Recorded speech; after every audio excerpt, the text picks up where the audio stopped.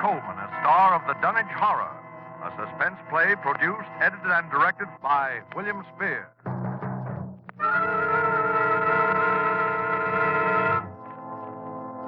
Come in, Dunwich, Massachusetts.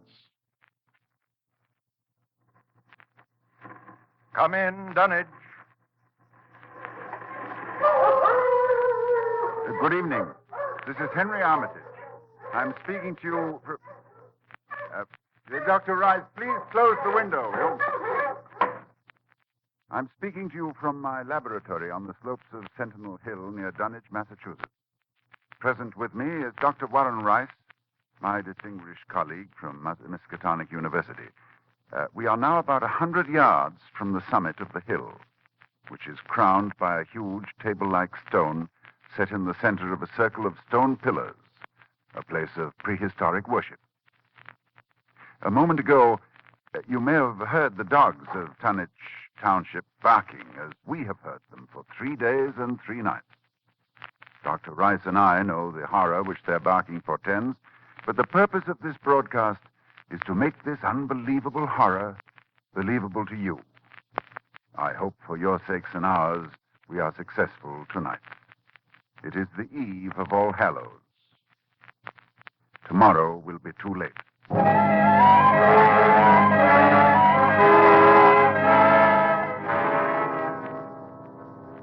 Our time tonight is very short, so I'll speak only of those more recent events which, believe me, may culminate at any moment in a climax too frightful to wholly contemplate. I will begin with the birth of Wilbur Waitley.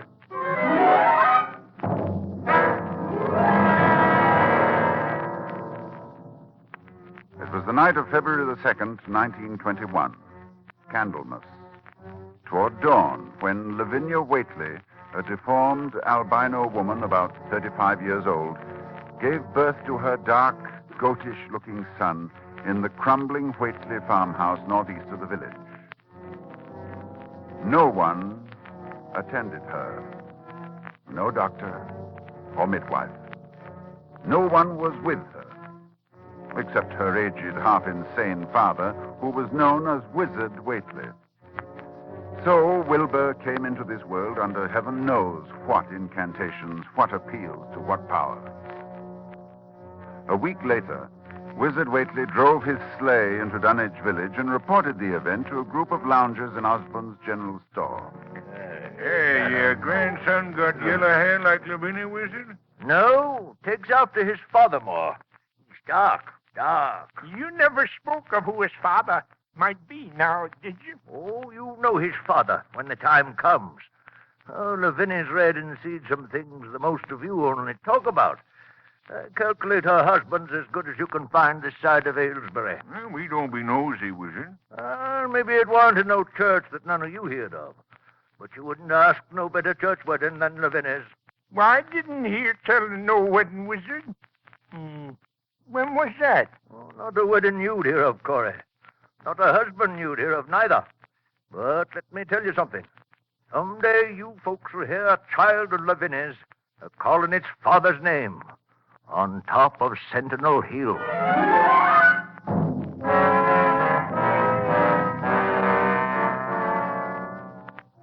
Prophecy? Or idle boasting by an insane old man?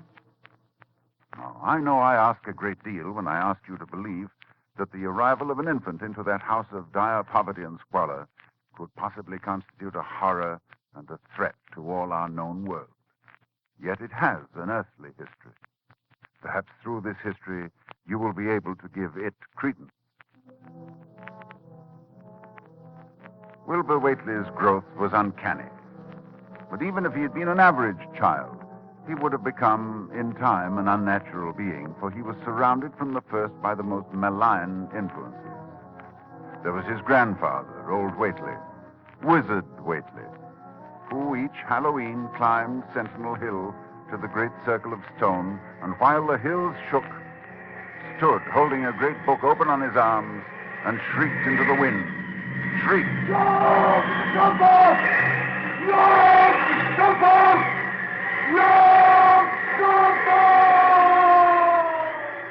Yog Sothoth. That dreadful name. first mentioned in the hideous forbidden book, the Necronomicon. And this wizard Waitley was Wilbur's teacher.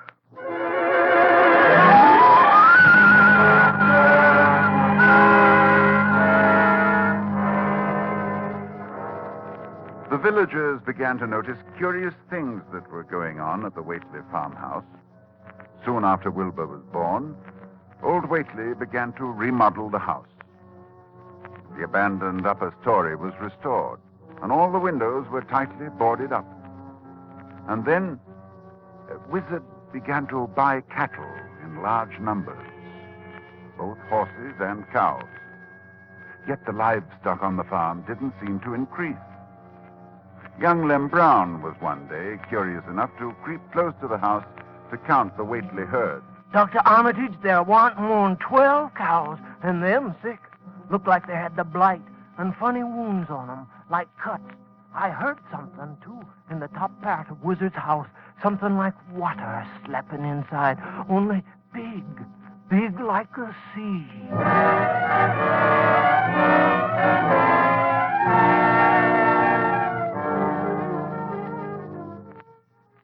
One other person went to the Waitley farm in the years before I met Wilbur, Dr. Ken Houghton of Aylesbury, who was called by Wilbur himself, who said that his grandfather was dying. Dr. Houghton found the old man in a bedroom on the ground floor, and Wilbur with him. While outside the window, a legion of whippoorwills cried loudly and rhythmically, endlessly. Wilbur spoke about the sound. Listen, they whistle in time with his breathing now. They're ready. Listen, Doctor.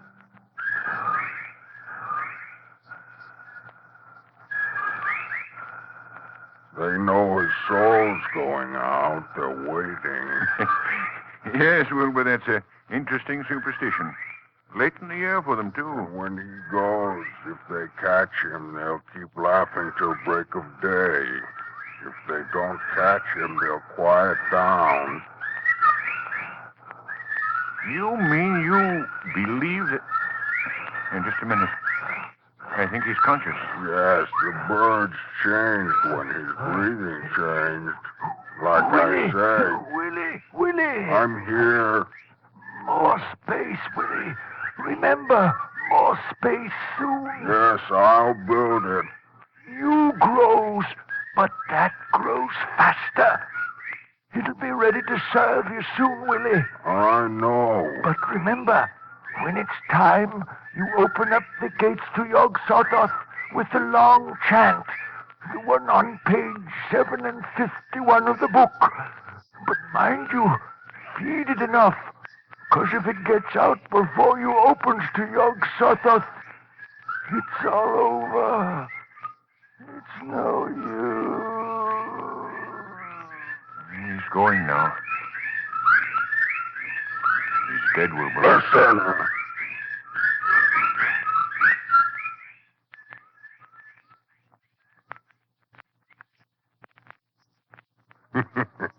The birds, they didn't get him. Yes, he's free. He's gone.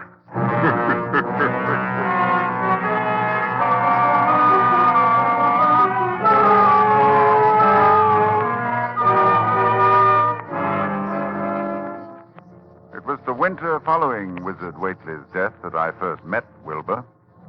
He came in person to the library at Miskatonic University to consult a copy of the hideous Necronomicon, which was kept there in its Latin version, as printed in Spain in the 17th century. I tell you, when he came into my office, I was appalled at his appearance. 8 feet tall, shabby, dirty, bearded. But I was even more appalled by his voice when he spoke to me. I wrote you a letter a month past, Doctor. I wanted a loan of the book. Well, that's a book that's never loaned from this library. I doubt if it is from any library. Well, I have to see it then. Oh, very well. It's kept right here. As you know, there are only 3 copies of this book in existence. That's why we're careful. Here, you can look at it on this table. Wizard said it would be on page 751. What? What is it you're looking for? The formula, the Long Chant. The one that opens the gate to Yog-Sothoth.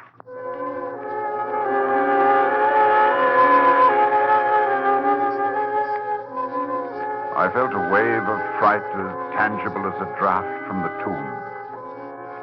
He seemed somehow like the spawn of another dimension, like something only partly of mankind, linked to black gulfs beyond all spheres of force and matter, space and time.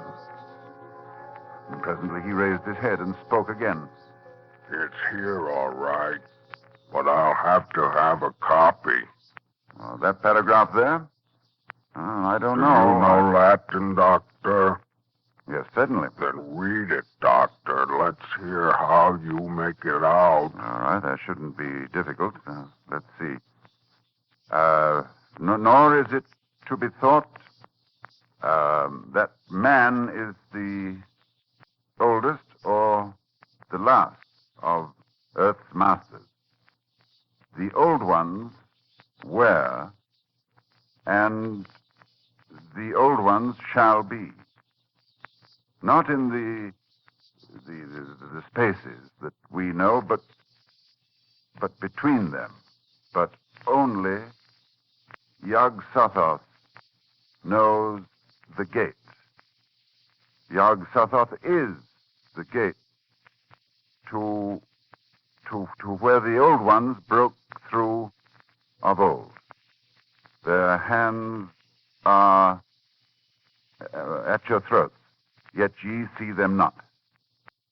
Dr. Armitage, you see, I reckon I've got to take that book home. There's things in it I've got to try, and you can't hold me up. No, I'm sorry. I tell you, Doctor, I'll have the book sooner or later, no matter what.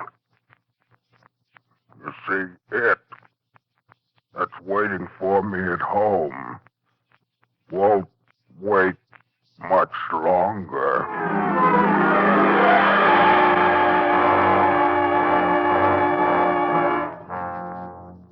It was a week later that I was awakened suddenly by the fierce yelping of the great watchdog on the campus, followed by a sound from a wholly different throat, a scream. And I knew instantly that Wilbur had come back for the Necronomicon. I hastened into my clothes and rushed across to the library where a crowd had gathered before the smashed window of my office. Inside, there was a fearful groaning and growling, and some instinct warned me that what was taking place there was not for unfortified eyes to see. I brushed back the crowd, motioning only to Professor Rice to come in with me. When we opened the study door, Professor Rice screamed. No, Dr. Armitage, no, I can't. Come, close the door. We can't let them see. She's alive, but Lord, what a job that dog's done. Torn him to bits. Oh, it's a horrible sound, that moaning. You suppose we ought to call a doctor? A doctor? A doctor for that? No doctor in the world would know what to do for that. Look, Armitage, it's not human, nor animal. Where did it come from? Can you tell me? Can you tell me what it is?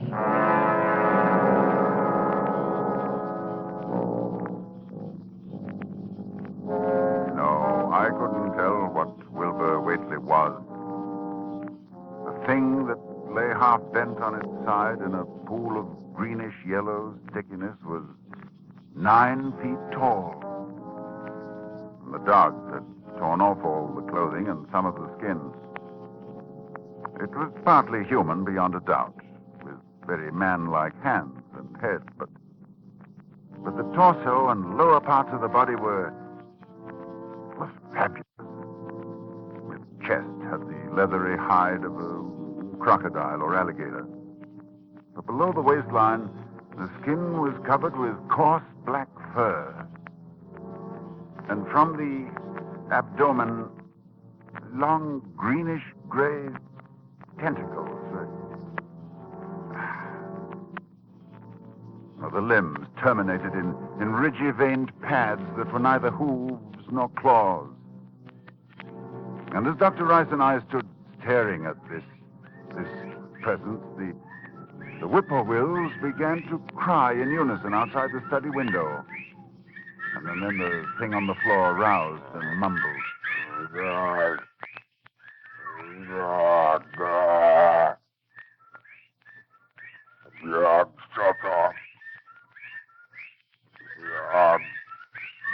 Armitage, in heaven's name. Listen. The whippoorwills. Listen. Yes, he's dead now. Look, Rice. Look what's happening. He's disintegrating. Of course. Fast, too. Fading away.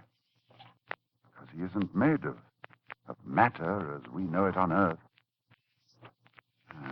I guess he took after his father. So there'll be nothing left. His father? What was his father? I daren't think.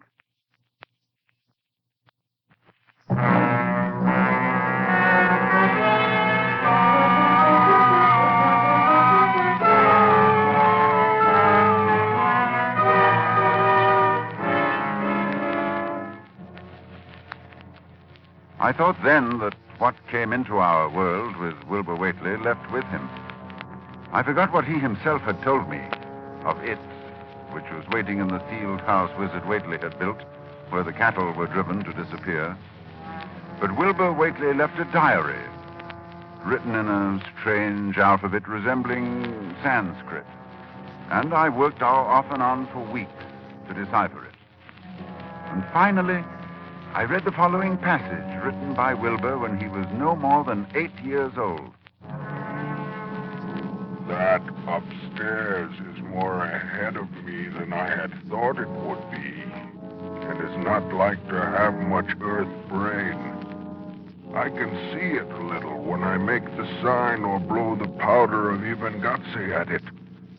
And it is like them I see Halloween on the hill. I wonder how I shall look when the earth is cleared and there are no earth beings. Maybe like that upstairs looks, which has no body, even fed with all the blood. Toward morning, in a cold sweat of terror, I called Dr. Rice to my house and told him we have to destroy what's in that farmhouse. Why can't we just leave the thing locked up there? The house is boarded tight. Yes, but you think boards will hold it? Don't you realize, man, it hasn't been fed? It hasn't had blood since the 18th of September, when Wilbur Waitley came here to die.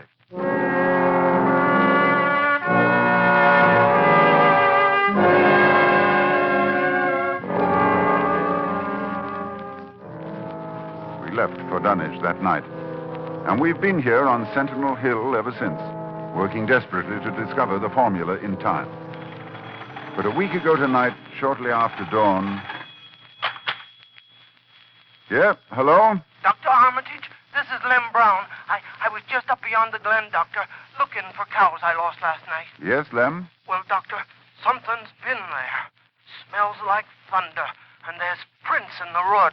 Great round prints, big as barrel heads, like a elephant has been along. Anything else, Lem? That's all I see. Except bushes and trees pushed back from the road like a house was drug along. Did you hear anything? Yes. Long toward morning, I heard a sound over toward Waitley's place. A kind of ripping or tearing of wood, like a big box was being opened up. Chancey, you heard it too. Lem, who lives nearest the Waitley farm? Why, that'd be Elmer Fry's place. Oh, he's on this line too, isn't he? Hang on and I'll ring him.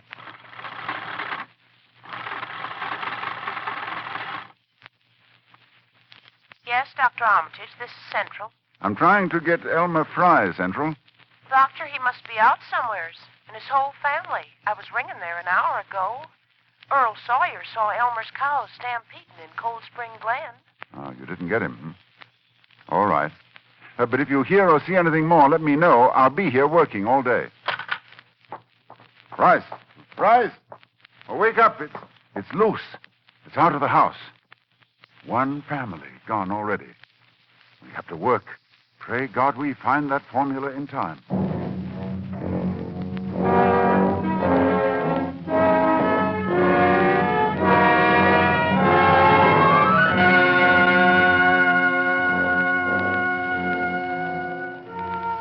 A week since it broke loose.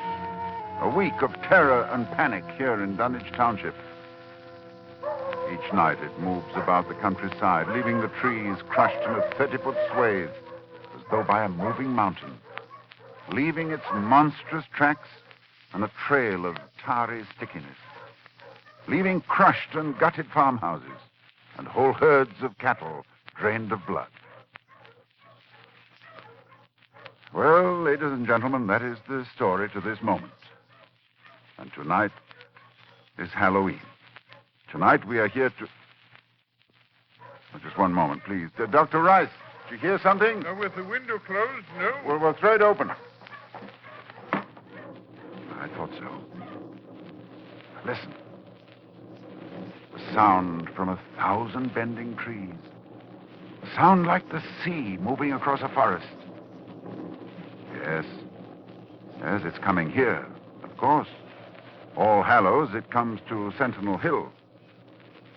Dr. Rice, I'll try the formula and the powder from the altar stone. I want you to stay here at the microphone and report what you see. Very well, Dr. Armitage. Oh, wait a minute before I go. To any scientists who may be listening to me, if I fail, there is a possible alternative formula in Falconer's mystical formulae of the Middle Ages on page 24.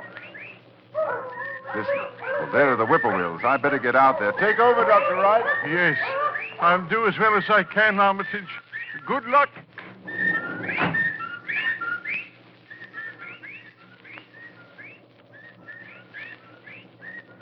Ladies and gentlemen, Dr. Armitage is climbing to the top of the hill, to the altar stone.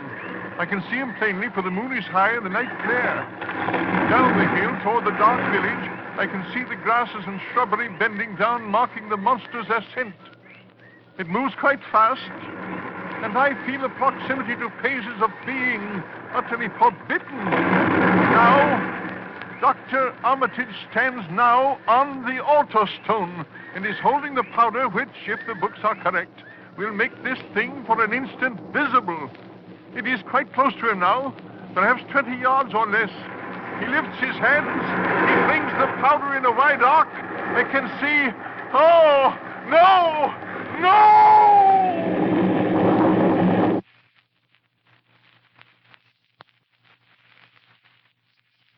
Dr. Rice, come in, Dunwich. Ladies and gentlemen, this is your suspense announcer. Due to conditions... Oh, just a moment, please.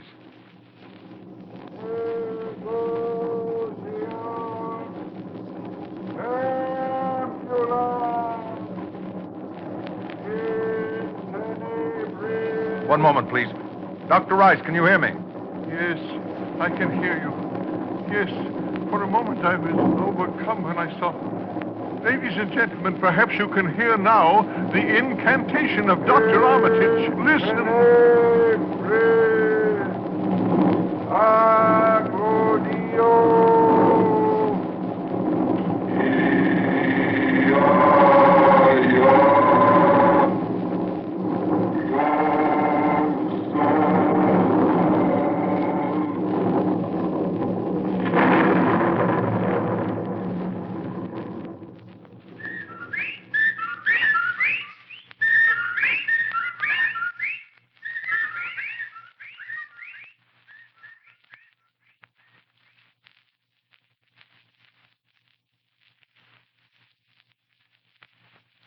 The whippoorwills mean death. And Dr. Armitage is walking back here now.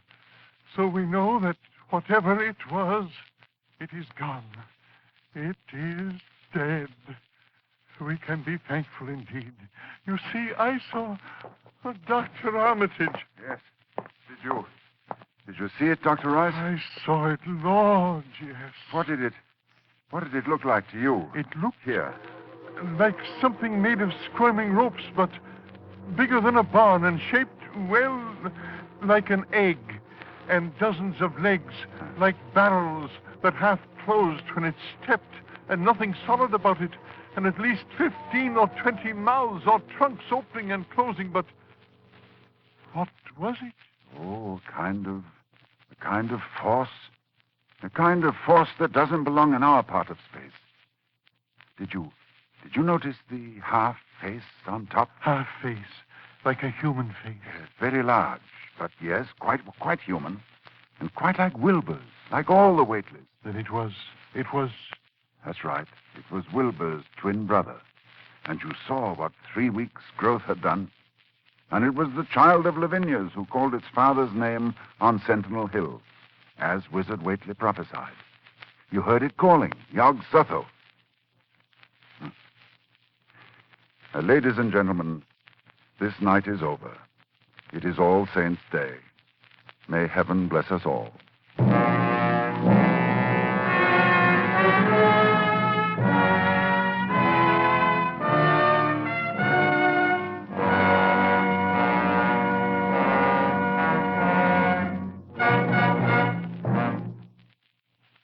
The Dunwich Horror, with Ronald Colman as your star of Suspense.